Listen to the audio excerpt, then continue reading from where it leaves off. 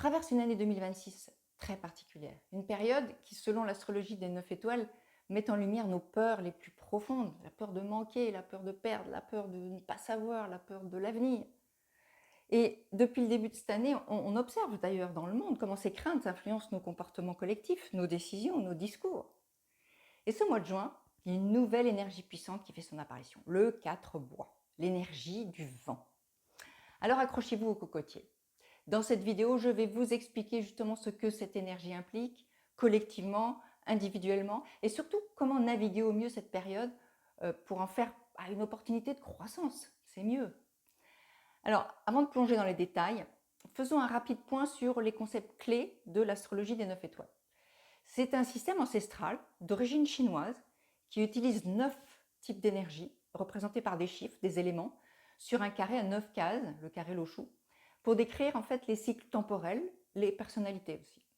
Et chaque année, chaque mois, chaque jour, enfin chaque instant, sont influencés par une de ces 9 énergies.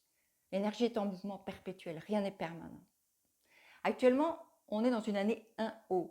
Et d'ailleurs, pour plus d'infos, j'ai fait une vidéo spécifiquement sur cette énergie de l'année que vous pouvez retrouver sur ma chaîne. L'énergie 1O, elle est profondément liée aux émotions, à l'inconscient collectif, la profondeur. Et c'est elle qui, cette année, justement, amplifie nos peurs fondamentales. Elle est liée aux reins, et l'émotion des reins, c'est la peur. Imaginez, vous savez, un océan profond, parfois tumultueux. C'est ça l'énergie de l'eau. Et en juin, l'énergie de l'année, du coup, elle rencontre l'énergie du mois, le 4 bois. Le bois, lui, il est associé au vent. C'est son symbole selon les trigrammes du Yi King. Il est associé à la communication, au réseau, à la flexibilité, à la croissance. Pensez à l'image d'un arbre jeune et souple, qui est mobile, qui est flexible, ou au vent qui se déplace partout. Et aussi, c'est la deuxième, ça correspond à la deuxième partie du printemps. Vous savez, quand les pousses sont plus grandes et elles se balancent au gré du vent. Et le vent, il possède une particularité fascinante. On ne le voit pas, mais il transporte tout. Les graines, le pollen, les idées, les infos, les émotions, les opinions, les tendances. Il peut transporter la peur comme la confiance, la division ou la solidarité, les rumeurs comme les inspirations. C'est vraiment une énergie de diffusion par excellence. Alors, au niveau collectif, qu'est-ce qui se passe quand le 4 bois rencontre l'année 1O? Jamais dans l'histoire de l'humanité, les infos n'ont circulé aussi vite. Je crois que vous en êtes conscient. Internet, les réseaux sociaux, l'intelligence artificielle, les médias, les vidéos, les infos virales. Le 4 bois, justement, il gouverne précisément tous ces domaines. La communication, réseau, échange, influence.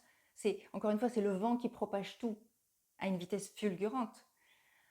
Or, comme je l'ai dit, on est dans une année qui est teintée par une énergie reliée aux émotions et aux peurs profondes. L'eau, il nourrit le bois dans le cycle d'engendrement des 5 éléments de la médecine traditionnelle chinoise. Et le mélange de ces deux énergies, ça peut devenir particulièrement intense. Parce que quand les émotions finalement circulent sur un terrain qui est instable, l'humanité, elle devient extrêmement réactive. Donc en mois de juin, on pourrait assister à des mouvements d'opinion rapides, parfois extrêmes. On en voit déjà. Des emballements médiatiques, où les infos sont amplifiées, déformées. Ça va vite. Des débats émotionnels intenses autour de la technologie, de l'intelligence artificielle, des moyens de communication. Mais aussi tous les événements qui sont liés au vent, à l'air, au climat, ce qui voyage dans l'air, à tout ce qui circule dans l'atmosphère, des tempêtes, des cyclones, des contaminations aériennes, ou même tout ce qui a trait à l'aéronautique, les technologies de l'air, par exemple drones, missiles, satellites. C'est tout ça le 4 en fait. Tous ces sujets-là pourraient être mis sur le devant de la scène au mois de juin. Mais au milieu de tout ça, la vraie question pour nous, c'est pas que va-t-il se passer? On n'a pas la main là-dessus. La vraie question, c'est qu'est-ce que nous, on va choisir d'alimenter? Parce que le vent, il transporte tout. Il amplifie simplement ce qui existe déjà. Et je voudrais faire ici une parenthèse essentielle sur les 5 éléments de la médecine chinoise, dont le bois fait partie. Ces éléments, le bois, le feu, la terre, le métal, l'eau, ils interagissent constamment. Ils se nourrissent ou ils se contrôlent mutuellement. En fait, c'est une grille de lecture fondamentale pour bien comprendre les équilibres énergétiques. Et dans cette pensée, donc, le bois a besoin d'eau pour grandir harmonieusement. L'eau nourrit le bois, elle lui apporte la souplesse, la vitalité nécessaire. Donc, lorsque l'eau est équilibrée, nos reins, qui sont associés à l'eau, à la volonté, qui sont solides, on se tient debout. Et le bois, qui lui est associé plus au foie, à la créativité, la planification, il se développe avec fluidité. Donc notre action devient juste, on décide, on crée, on ose avec confiance. Notre croissance est naturelle, pleine de vitalité. Mais lorsque l'eau vient à manquer, c'est là que la peur se manifeste. Les reins ne sont pas nourris, la volonté, l'envie de vivre, de se tenir debout, ça s'affaiblit, il n'y a plus de sens. Et le bois, lui, se dessèche, il devient rigide, réactif et il s'enflamme plus facilement. Et pour moi, c'est une image qui est incroyablement parlante pour nos sociétés actuelles. Depuis des années, nos sociétés sont comme asséchées, nourries par des messages qui créent la peur. Peur, encore une fois, toutes les peurs qui existent. Surtout la peur de l'avenir, surtout la peur de l'insécurité, de qu'est-ce qu'on va devenir. Et à force d'être exposés à ces messages, beaucoup ont perdu confiance en leurs propres racines, leurs fondations. Donc, notre batterie des reins, à force, elle s'épuise. Et comme elle est plus ancrée en bas, l'énergie monte à la tête. Et les réactions deviennent beaucoup plus émotionnelles. Les tensions augmentent, on réagit parfois avant même d'avoir réellement écouté ou compris. Et il y a une image que j'aime bien pour comprendre ce moi. Quand il y a une tempête qui arrive, les arbres les plus rigides sont souvent ceux qui cassent. A l'inverse, les arbres qui sont capables de se plier au vent, ils vont continuer d'être là et de grandir. Finalement, le vent, il ne demande pas à l'arbre de devenir plus fort. Il lui demande de devenir plus souple, plus adaptable. Et je crois que c'est exactement ce que la vie nous demande actuellement. Le véritable apprentissage, il consiste à rester enraciné, à garder notre cap intérieur, tout en acceptant le mouvement, le changement. C'est ça l'adaptabilité. C'est vraiment une invitation à choisir notre réponse à ce qui se passe à l'extérieur. Et pour moi, c'est une façon de remettre l'amour au point de départ.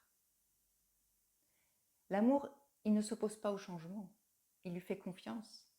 Il ne cherche pas à retenir ce qui doit partir ou à forcer ce qui n'est pas mûr. Il reste présent, disponible. Il est ouvert à tout ce qui cherche à venir, à émerger, à se développer. Alors comment cette énergie se manifeste au niveau individuel? Cette énergie collective, vous vous en doutez bien, elle ne reste pas qu'à l'extérieur de nous. Elle nous traverse, elle nous impacte. Qu'on le veuille ou non, on est impacté par elle. Et concrètement, en juin, vous pourriez peut-être avoir l'impression de changer d'avis plus souvent, d'hésiter davantage, d'avoir des doutes, de commencer plusieurs choses en même temps, et de vous sentir comme dispersé, de remettre en question des décisions que pourtant vous avez déjà prises et vous pensiez que c'était acté, ou d'être influencé par chaque nouvelle info ou conseil qui arrive. Et vous pourriez également ressentir une agitation mentale inhabituelle, un peu comme si votre tête allait beaucoup plus vite que votre cœur. C'est normal, tout est là-haut. Peut-être vous avez déjà vécu ça. Vous savez, vous prenez une décision et après vous lisez un commentaire, regardez une vidéo, échangez avec quelqu'un et soudain vous vous doutez. Vous ne savez plus d'ailleurs si vous avez changé d'avis parce que quelque chose est juste pour vous à ce moment-là ou simplement parce que vous avez été influencé par ce vent énergétique qui souffle autour de vous. Et c'est exactement là que votre ancrage, votre cap intérieur va être testé. D'ailleurs, si vous ressentez ce genre de choses dans votre vie, marquez vent en commentaire. J'adorerais vraiment lire vos expériences à ce sujet. Et si vous aimez cette vidéo, pensez à mettre un pouce et vous abonner pour suivre et soutenir mon travail. Alors, je crois que le vrai travail de ce mois de juin, il est là, comme je vous l'ai dit tout à l'heure.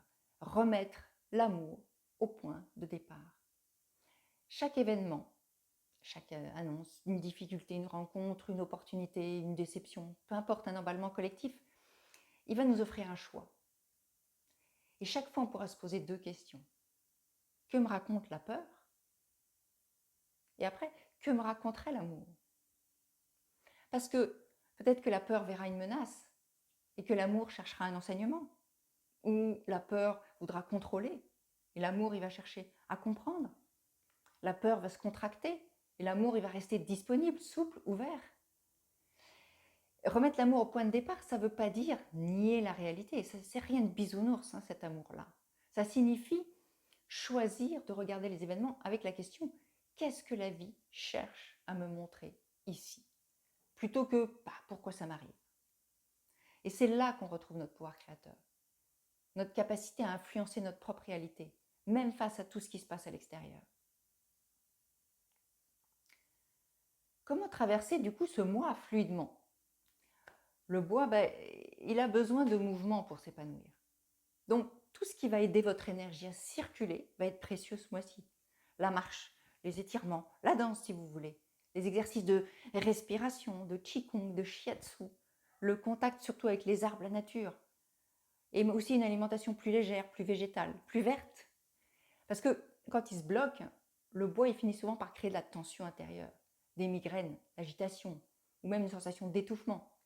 Et toutes ces pratiques, elles aident à maintenir la souplesse et la fluidité de votre énergie. Mais gardons aussi en tête que le vent ne transporte pas uniquement les peurs, comme je l'ai dit, il transporte aussi les inspirations, les opportunités de croissance. Donc là, le mois de juin, il favorise justement particulièrement les collaborations, les apprentissages, la créativité, la communication, les rencontres importantes et toutes les personnes qui vont oser partager leur vision. Alors, partagez à votre tour, échangez, mais toujours à partir de l'amour et de l'intention positive au départ. Donc, vous voyez, au mois de juin, ça va souffler, le vent va souffler, c'est sa nature. Mais ce n'est pas votre ennemi. Je sais qu'il y a des personnes qui n'aiment pas le vent parce que ça les énerve. Mais c'est un révélateur. Il vous montre où vous résistez encore, où vous vous laissez influencer et où vous avez même oublié votre propre boussole. Donc avant de chercher à comprendre ce qui se passe dans le monde et même vous insurger, posez-vous cette question essentielle. Comment est-ce que je peux remettre l'amour au point de départ de mon regard, de mes choix? Parce que quand l'amour tient la barre, le vent, ça n'est plus une menace du tout. Il devient une force. Il vous aide à avancer vers ce que vous êtes réellement venu vivre. Alors moi, je vous souhaite de voguer sur les ailes du vent durant ce mois de juin et je vous dis à bientôt pour de prochaines analyses des cycles et des énergies. Ciao!